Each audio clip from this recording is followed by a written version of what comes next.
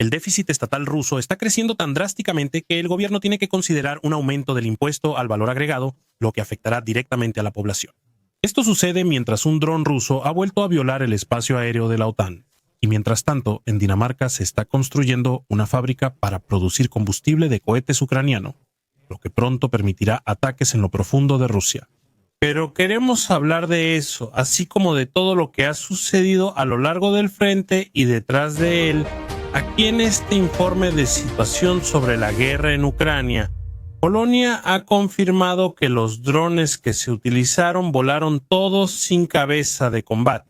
Eso significa que fue una prueba clara de los rusos y no un error, ya que 19 drones entraron en el espacio aéreo polaco y de la OTAN. El expresidente ruso Medvedev y secretario del Consejo de Seguridad Nacional, Medvedev, dice mientras tanto que si la OTAN derribara drones rusos sobre Ucrania, esto se entendería como un acto que desencadenaría la guerra entre la OTAN y Rusia. Todo esto se dice mientras otro dron ruso ha violado el espacio aéreo de la OTAN, porque el día 13, un dron ruso entró en el espacio aéreo rumano. Rumania aparentemente solo guió este dron con su fuerza aérea. 2 F-16 despegaron porque la patrulla de alerta salió. Solo escoltaron el dron hasta que tras 50 minutos volvió a violar el espacio aéreo rumano. Eso significa que por parte de Ucrania tuvieron que observar el dron mientras volaba por Rumania. Voló, pero Rumania no derribó el dron. Rusia además realizó de nuevo un ataque doble, en este caso otra vez contra los bomberos. Ya hablamos antes de que esto pasa repetidamente. Y aquí mismo en el canal también hemos recaudado dinero para 2 camiones de bomberos que precisamente por eso deben tener inhibidores de dron. En los llamados ataques de doble golpe, primero ocurre un ataque y luego, después de un breve retraso, sigue otro ataque exactamente en el mismo lugar.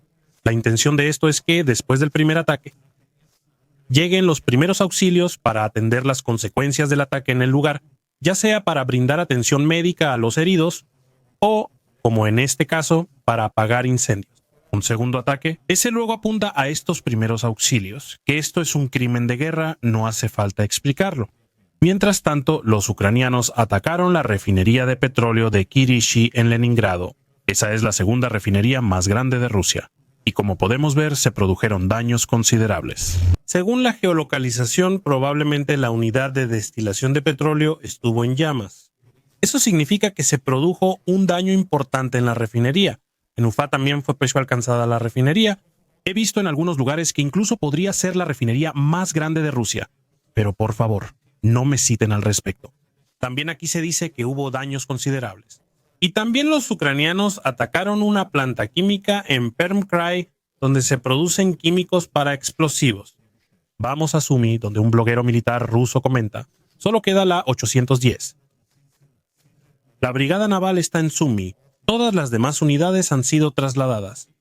En el pasado hemos hablado varias veces de que aquí en Sumy los rusos tenían numerosas unidades aerotransportadas, o sea, tropas de desembarco aéreo, así como infantería de marina, presentes para luchar contra los ucranianos.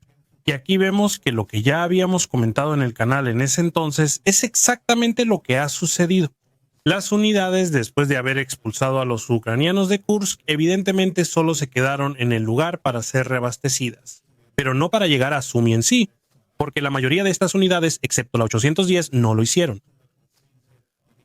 La brigada de infantería de marina ya fue trasladada al Donbass, donde también intervino. Eso es todo en cuanto a la evolución de Sumy. No hay cambios territoriales que documentar allí. Es similar en Yarkov, tampoco puedo documentar que haya habido algún cambio allí. En el frente oriental, en Kupiansk, geolocalizamos tropas rusas más al sur dentro de la ciudad. Tenemos a los rusos aquí en este punto. En el mapa es aquí. Así que aquí los rusos han avanzado un poco más hacia el sur. Los rusos también han avanzado al este, hacia la cabeza de puente. Del otro lado del Oskil, aquí los rusos han llegado hasta este punto. Avanzado cerca de Stepova-Novoselivka, esto también está geolocalizado en este punto. Por supuesto, solo un avance táctico a lo largo de la hilera de árboles, pero aquí sigue siendo un avance. En Kupiansk tenemos más información sobre el ataque de los rusos a través del oleoducto. Ya lo mencioné en el informe anterior.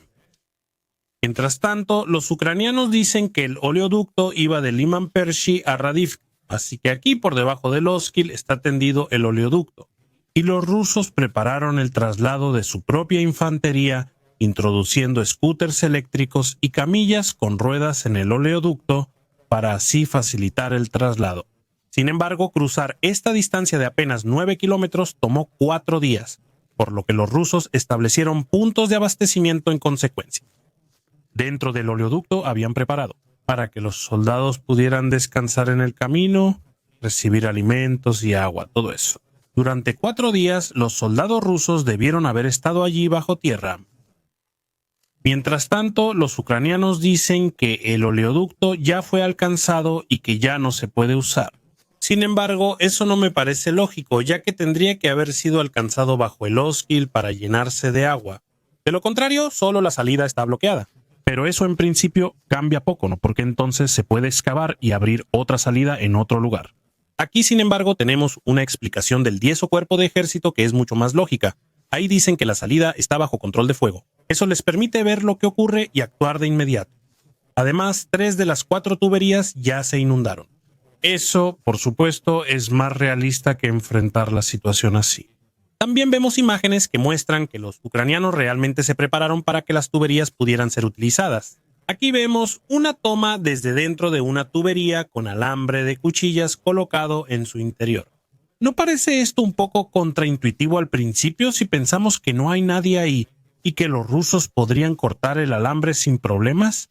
Pero sí, por supuesto, está colocado a lo largo de la tubería, atravesando la tubería, y está lo suficientemente bien anclado del otro lado como para que no se pueda jalar hacia afuera. Entonces, eso significa que los soldados rusos tendrían que estar cortando el alambre constantemente y no solo una vez para poder superarlo, sino que tendrían que hacerlo a lo largo de toda la ruta. Tendrían que eliminar el alambre, cortarlo en pedazos pequeños y probablemente incluso quitar esos pedazos de la tubería. Si los pedazos con cuchillas quedan en el suelo, seguirían causando heridas a los soldados que pasen. Y eso, por supuesto, puede ahorrarles mucho tiempo a los ucranianos y hacer que sean capaces de ganar tiempo en gran medida mientras los rusos intentan abrirse paso por la tubería. Y lamentablemente no puedo mostrárselo mejor porque mi internet está fallando un poco en este momento. Ucranianos reportan que los rusos usan más ataques vehículo aéreo no tripulado de vista en primera persona. Los informes indican que la evacuación de civiles en Kupiansk se complica.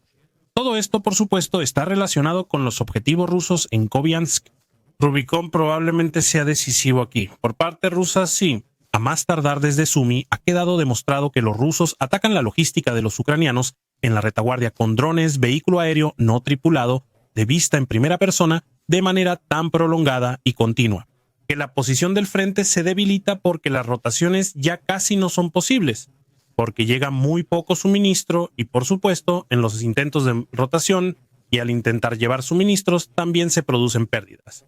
No solo lo vemos en Kupiansk, no solo lo vimos en Sumy, también lo vemos, por ejemplo, en Kostiantynivka, en el Donbass.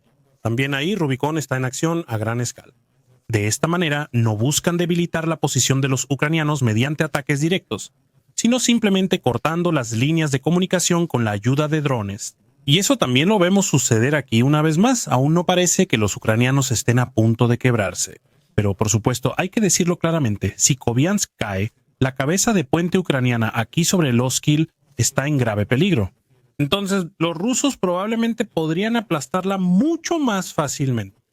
Eso es todo lo que tenemos en el frente oriental hasta el río Siversk y Donetsk. Al sur, en Siversk, no tengo informes. Sin embargo, desde la región de Kostiantynivka vemos como los rusos dentro de Oleksandro-Sholtine han sido geolocalizados, que se les vio en ese lugar y luego al norte de ahí. Así que aquí tenemos esfuerzos rusos por avanzar hasta este punto en esta dirección hacia el norte. Eso debería bastar para corregir el frente.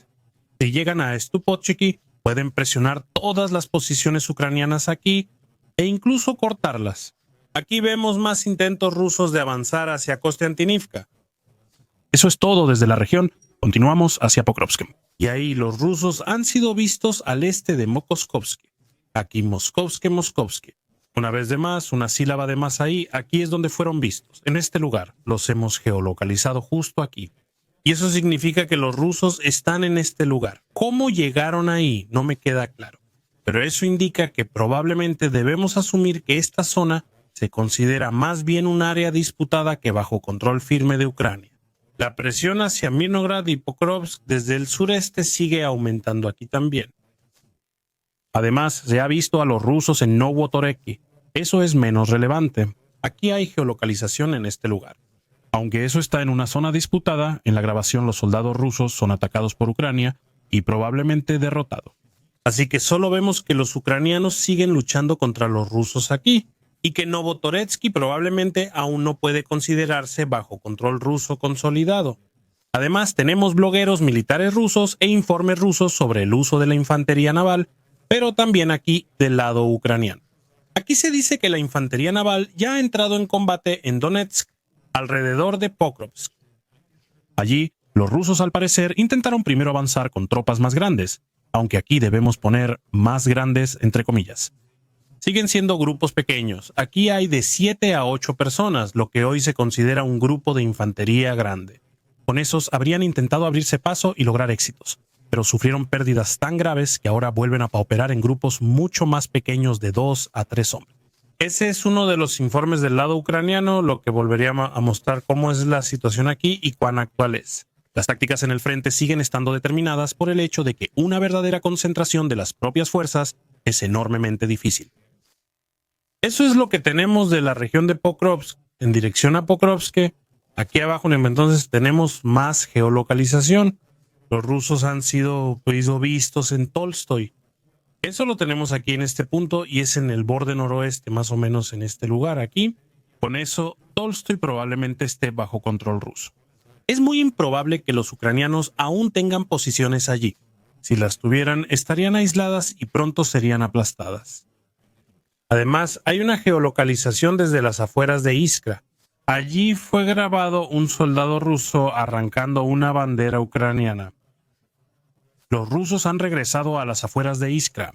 El hecho de que no lo detuvieran durante esta acción sugiere que la zona circundante que está justo al lado no está bajo control firme de Ucrania. Probablemente la zona en disputa se extiende aproximadamente hasta el borde sur y este de Iskra. La localidad en sí parece no estar al menos bajo control firme de Ucrania, lo que significaría que los rusos estarían de nuevo en el borde de Iskra. Sin embargo, no puedo ver si los rusos ya se han consolidado ahí. Además, los rusos han sido geolocalizados al sur de ahí, en Novomykolivka.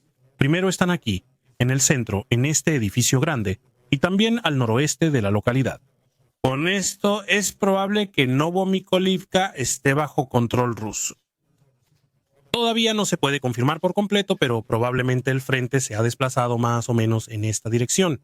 Al menos Novomykolivka ahora debe considerarse parte de la zona en disputa. También al sur de ahí, los rusos han avanzado en Olgivsk, que lo tenemos aquí en este punto. Allí los rusos ya están en la localidad. Según el mapa proucraniano Deep State, la localidad seguía bajo control ucraniano, mientras que al otro lado del río los rusos ya habían consolidado su control en las líneas de árboles. Ahora tenemos a los rusos dentro de Olivske, lo que al menos significa que la localidad debe considerarse como zona disputada. Si no está ya en manos rusas. También hay un cambio hacia Zaporilla, donde los rusos avanzaron en Stepanohirsk. Ya los habíamos visto aquí alrededor de este bloque de edificios de varios pisos, que los ucranianos habían recuperado temporalmente. Ahora tenemos una nueva geolocalización desde el borde sur de la zona urbana o del pueblo, justo aquí en este lugar. Ya está al norte del cuerpo de agua, aquí, lo que significaría que esta zona probablemente debe considerarse como disputada. Y casi seguro que los edificios de varios pisos ya no están bajo un control sólido ucraniano. Ya habíamos visto a los rusos operar aquí recientemente. Eso ya era una indicación de mi parte de que los rusos posiblemente hayan vuelto a entrar en estos edificios de varios pisos. Así que es un pequeño éxito de los rusos en dirección a Stepanohirsk. De eso todavía no se puede concluir dónde se han consolidado. Eso siempre pasa con las geolocalizaciones, por supuesto. Mientras no veamos fortificaciones que sean atacadas directamente, al menos sabemos que los rusos consolidaron temporalmente una posición de frente allí. Pero incluso eso, por supuesto, puede que ya no sea el caso después de un ataque así.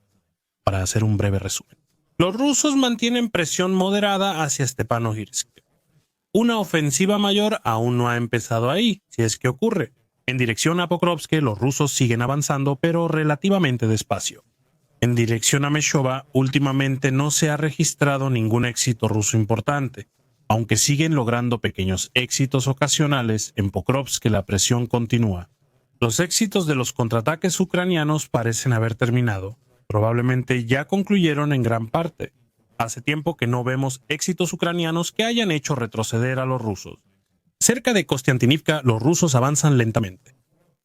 Y en varios lugares, las posiciones ucranianas están amenazadas de ser cortadas o rodeadas. Por un lado está la zona sur del embalse, donde los rusos ya estuvieron, pero también son las posiciones ucranianas al este de Linis Dupochki y Oleksandro Shultune.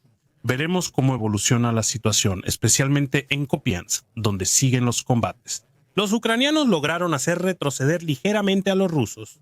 Todavía mantienen Kupiansk, pero el hecho de que los rusos ya hayan logrado establecerse dentro de Kupiansk, por supuesto, complica la situación.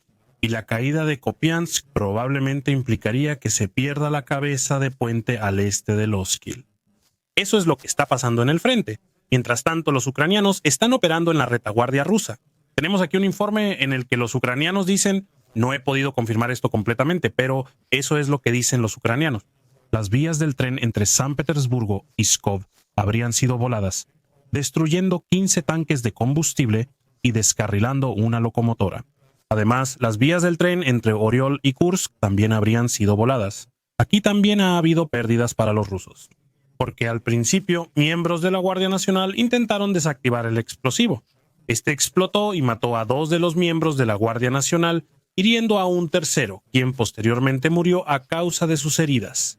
Y con eso, aunque el ataque en sí no destruyó ningún tren, sí causó herido. Pero causó 3 bajas rusas en esta región y detuvo numerosos trenes. Lo que notamos, y eso ya no es nada nuevo, los ucranianos ahora actúan cada vez más contra la logística ferroviaria rusa. Llegamos a un punto que ya mencioné varias veces, los rusos, claro, pueden defender algunos puntos. Pueden proteger muy bien un objetivo localmente con defensa antiaérea, pero Rusia es, después de todo, el país más grande del mundo y por eso tiene una gran cantidad de objetivos potenciales. Y aquí, cuando prácticamente cada pocos días tenemos un informe de que se colocaron explosivos en las vías del tren muy detrás del frente, esto solo puede entenderse como que saboteadores ucranianos, ya sea que hayan sido reclutados en Rusia o que sean fuerzas especiales ucranianas. Estos se mueven en la retaguardia rusa y colocan más explosivos en las vías del tren. En la vasta Rusia es casi imposible vigilar y proteger todas las vías del tren. La policía vigila las localidades con cámaras, pero las vías del tren atraviesan cientos de kilómetros de bosque. No se puede evitar que alguien salga del bosque y ponga una carga explosiva ahí. Parece ser ahora la estrategia ucraniana. Todo esto va acompañado de ataques a puentes, ataques a trenes de suministro rusos, ya sea en la Ucrania ocupada o dentro de la propia Rusia. Vemos un mayor enfoque ucraniano en la logística ferroviaria rusa, lo que también traerá éxitos y consecuencias. La resistencia ucraniana logra éxitos y afronta consecuencias. En otro sentido, es decir, desde el lado ruso. Ahora sucede que el déficit del Estado está creciendo tanto que Rusia probablemente se verá obligada a aumentar el impuesto al valor agregado al 22%. Aquí, por supuesto, hay que decir que eso llevará inmediatamente a la inflación porque los precios al consumidor aumentarán de golpe. Las empresas no van a absorber el aumento del impuesto al valor agregado, sino que lo trasladarán al consumidor, por lo que la inflación aumentará de inmediato. Eso también es algo que les dolerá para los rusos y, por supuesto, la población misma notará de inmediato que la guerra tiene un costo. Al tener que pagar más de un día para otro en las tiendas por las cosas que hasta ahora han comprado como consumidores. Y para terminar, hay buenas noticias para Ucrania. Firepoint, esa es la empresa que presentó el FP5 Flamingo, está construyendo una fábrica de combustible para cohetes en Dinamarca. El informe dice que se trata de combustible sólido, es decir, prácticamente un polvo que se utiliza para cohetes. Lo que por supuesto nos muestra que Firepoint, además del Flamingo, planea producir más cohetes para usarlos contra los rusos. Interesante lo que oímos de Dinamarca. Dinamarca suspende más de 20 leyes y regulaciones para acelerar la construcción. El gobierno promete trabajar para que todas las regulaciones se cumplan poco a poco y también quieren garantizar la seguridad para asegurarse de que no pase nada. Sin embargo, quieren lograr rapidez. para construir la fábrica rápidamente se iniciará de inmediato. Eso implica que todas las regulaciones y certificaciones en una fábrica de explosivos normalmente serían necesarias, porque claro, un combustible para cohetes es en efecto explosivo, al menos en su efecto. La regulación que normalmente sería necesaria ahí se deja de lado por el momento para permitir una implementación rápida. Esto demuestra nuevamente que el dicho, donde hay voluntad, hay camino, también aplica aquí. Si un gobierno realmente quiere que Ucrania tenga más recursos disponibles, y si realmente quiere que se amplíe la capacidad industrial, entonces tiene muchos más recursos de los que tendría en otras situaciones. Eso es todo por el informe. Me alegrará verlos pronto. Y después de haber agradecido al patrocinador por haber patrocinado el video, por supuesto quiero agradecerles a ustedes en este momento. Espero que si les gustó la presentación, la exposición, me alegraría que le dieran un pulgar arriba. Eso ayuda al algoritmo. Comenten si quieren agregar algo. Y si eres nuevo aquí, quiero invitarte a suscribirte al canal y activar la campanita para que no te pierdas los próximos videos. La próxima transmisión en vivo sobre la guerra en Ucrania será el miércoles a las 20:00 horas de Alemania. Después, como siempre, habrá una ronda de preguntas y respuestas, donde por supuesto podrán hacer sus propias preguntas. Me dará gusto verlos ahí de nuevo. Eso sería todo por ahora. Muchas gracias por su atención y hasta pronto. Gracias a los tenientes Yanis G., Roberto Biel, Anti-X, Roberto Gunther, Sasha Müller-Cunningham, Estados Unidos Estrés, Uwe de Bren, Apodo 2, Bib Karsten Schulz, Sasha Horvat Gulash Nasha, 4000 Tequila 42 y Badass Lawyer. Muchas gracias. Sin ustedes esto no sería posible.